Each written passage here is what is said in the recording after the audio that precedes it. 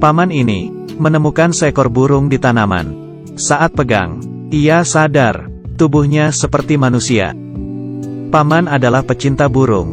Karena penasaran dengan seekor burung manusia, ia membawanya pulang. Setelah istrinya lihat, juga penasaran, suami perlahan-lahan menaruh ke keranjang, melihat dengan cermat, sadar kalau ia ada sepasang sayap. Kelihatannya seperti melahirkan bayi. Ia dan istrinya tidak ada anak. Melihat ini, Tuhan memberikan hadiah. Rasa cinta ibu pun muncul. Memutuskan merawat, kecil lucu dan aneh, kasih nama Sini. Esok harinya, ia membeli sebuah boneka, menggunting boneka itu, dan memakai ke tubuh Sini. Ia dengan kelembutan memakainya, sebuah keranjang, agar memberikan Sini kenyamanan. Tidur di dalam. Satu-satunya kekurangan adalah sayapnya. Ibu menggunakan syalnya, membuat sedikit lubang untuk menutup sayapnya, agar tidak dilihat orang lain, dan bisa sombong membawanya jalan-jalan. Barang kecil ini dengan cepat disadari oleh tetangga. Ada ibu-ibu sangat suka. Tangannya menjangkau ke selimut. Untungnya ibu dengan cepat mendorong kereta pergi, agar tidak ketahuan. Kemudian, Sini bertumbuh. Ia senang bersama ayam. Saat berbaring di keranjang, ia tidak berhenti bergerak, dan belajar berjalan, dan ingin terbang. Malam harinya, menatap atas jendela ada banyak burung. Ia bisa pergi, mengarah ke langit, tapi ia lihat, ayah ibu di ranjang. Ia menyerah dengan mimpinya, berbaring di tengah mereka, dan tidur. Hari ini Sini dan sekelompok ayam dengan senang mengeluarkan suara. Setelah ibu melihatnya, merasa anaknya akhirnya bisa belajar bicara, tapi mau bagaimana ia mengajar? Sini hanya bisa mengeluarkan suara binatang kecil. Bunga jagung, bunga gelombang, jagung bunga gelombang, melon jagung. Ia tumbuh besar. Sini menjadi anak nakal. Saat makan, tidak peduli perkataan ibu. Ia tidak mau turun. Tahu di lantai ada seekor laba-laba. Ia baru turun ke bawah. Dibandingkan dengan makanan normal, ia lebih suka makan serangga. Walau ibu merasa jijik, ia tetap harus menangkap beberapa cacing untuk makan siangnya. Musim gugur tiba. Ibu membawa Sini ke restoran. Di situ Sini melihat, di dalam sangkar ada burung. Ia tidak tahan menggerakkan sayap. Ibu menegurnya. Kalau orang lain tahu, Sini akan ditangkap. Saat itu, seorang pemburu melewati mereka. Ibu melihat hewan di tubuhnya, langsung khawatir. Ia menyembunyikan Sini ke dalam WC, menghindari perhatian pemburu. Tapi saat ia membukanya lagi, Sini sudah tidak ada. Kembali. Sini kembali. Gadis kecil melambaikan sayap, mencoba mengikuti sekumpulan burung. Tapi sayapnya kurang kuat, langsung terjatuh ke bawah. Anaknya terbang. Keduanya sangat khawatir. Mereka membereskan barang, pergi mengejar. Arah burung itu pergi, duduk di kereta, mulai mencari Sini. Yang mereka tidak tahu, Sini terjatuh masuk ke dalam kamar anak kecil. Anak kecil melirik, melihat Sini. Ia menggunakan kedua tangan, menyentuh sayap Sini. Pertama kali bertemu, anak itu tertarik dengan Sini. Karena anak tunggal, ayahnya juga sering pergi. Ia kesepian. Muncul kedatangan Sini. Anak itu menghargai. Ia menggunakan ranting dan bulu, membuat kamar menjadi sarang burung. Rumahnya tidak ada orang. Mereka keluar, datang ke sebuah pohon besar. Sini mengepakkan sayap, terbang ke atas.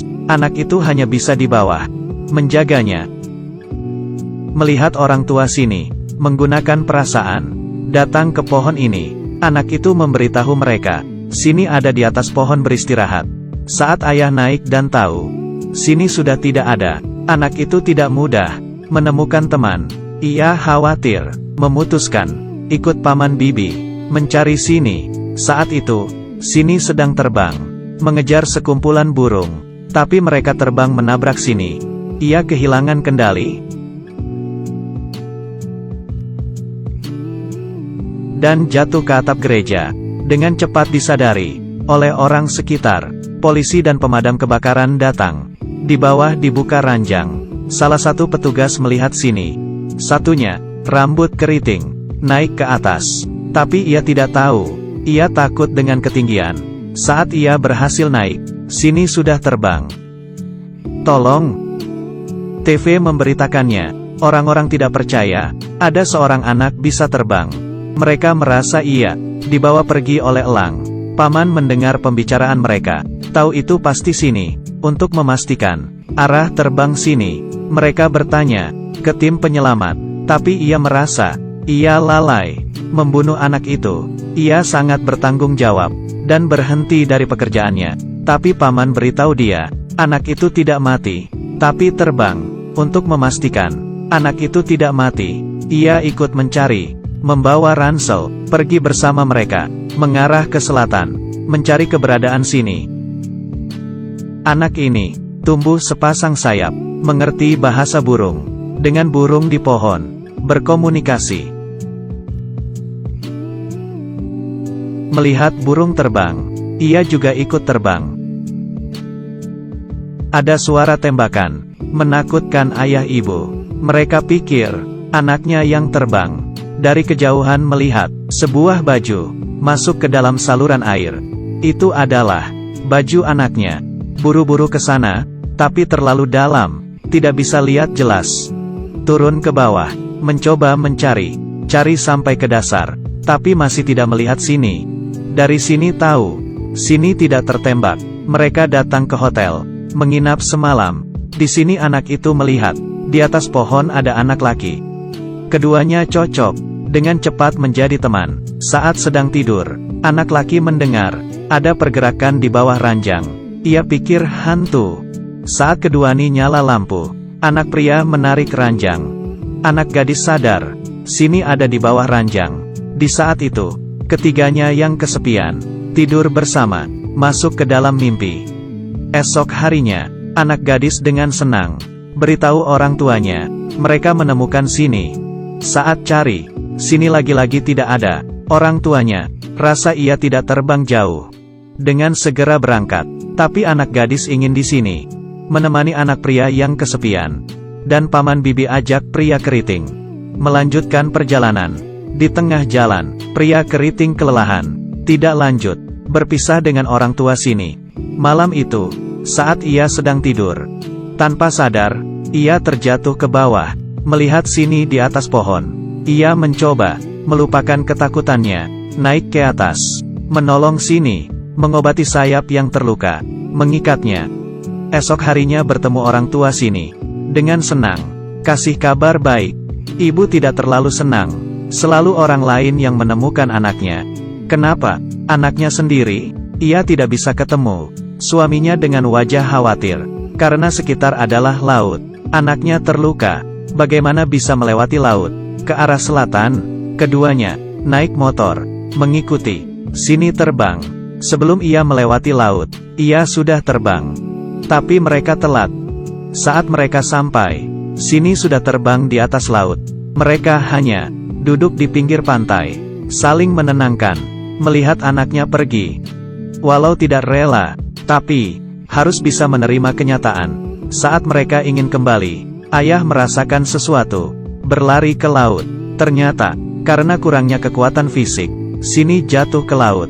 Ayah langsung ke laut, berhasil menolong dari ombak yang bergelonjak, menyelamatkan sini untuk merayakan kembali anaknya. Mereka makan malam dengan lezat, makan malam kumbang rebus. Setelah kehangatan singkat, sini ingin pergi lagi, ingin kebebasan, tapi ia menabrak kaca. Keduanya tidak tahan melihat. Dengan berat hati, mereka memutuskan, waktunya melepas. Beri sini langit yang bebas. Mereka memilih angin dan matahari yang cerah, mengantar anaknya untuk kebebasan. Ayah menciumnya dan melepaskannya, terbang jauh ke langit. Di sana adalah tempat pas untuknya. Judul film ini, Peri Terbang, berasal dari Belanda, mahakarya yang sulit dipercaya. Sini dalam film tidak asli dan menggunakan efek khusus. Di dunia asli, orang dewasa terkecil, drama Thumbelina dengan warna ajaib diceritakan. Dongeng tentang perbudakan orang tua dan anak. Jiwa yang bebas tidak bisa dimatikan. Pelajaran terakhir dari orang tua. Belajar bagaimana untuk melepas. Cukup. Cerita hari ini sampai di sini. Saya Sunyu. Sampai bertemu. Bye gelombang.